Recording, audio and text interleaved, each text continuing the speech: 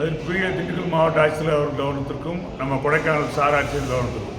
இப்போ பார்த்தீங்கன்னா இந்த இடம் வந்து கொடைக்கானல், தமிழ்நாட்டிலேயே அதிகமான சுற்றுலா பயணிகளுடைய இடம் கொடைக்கானல். கொடைக்கானல் பஸ் ஸ்டாண்டில் பார்த்தீங்கன்னா இலவச கழிப்பறை இருந்தது.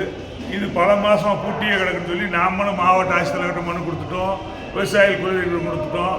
ஆனால் மக்கள் அங்கே வந்து அதிகாரிகள் கடந்த வாரம் நடந்த விவசாயிகள் கூட்டத்தில் கேட்கும்போது கூட இன்னும் நாங்கள் ஒரு 2-3 நாள் திறந்துடும் சொன்னாங்க. ஆனால் வார்த்தை தான் திறந்தாங்களே, இன்னும் கட்டணம் பூட்டியே கிடக்கு. இப்போ ஒரு பயணி வந்தாலும் ஒரு சிறுநீர் கழிக்கிறது 10 ரூபா போகுது. அதனால் இன்னமும் அரசு தமிழ்நாடு முதலமைச்சரும் சரி, நம்ம நகராட்சித்துறை அமைச்சரும் சரி, விரைந்து இந்த கொடைக்கானலில் இருக்கக்கூடிய, ஏன்னா இங்கே சுற்றி இருக்கிற கிராமத்தை சேர்ந்த மக்கள் அவங்களுக்கு வந்து ஒரு 10 ரூபா ஒரு யூரின் போனால் சிரமமாக இருக்குது. அதனால் இனியும் காலம் கடத்தாமல் இந்த இலவச கழிப்பறைகளே ஆண்களும் பூட்டி கிடக்கு, பெண்களும் பூட்டி கிடக்கு. 2 இலவச கழிப்பறையும் விரைந்து அதிகாரிகள் வந்து கூட்டத்தில் சொன்னால் பத்தாது.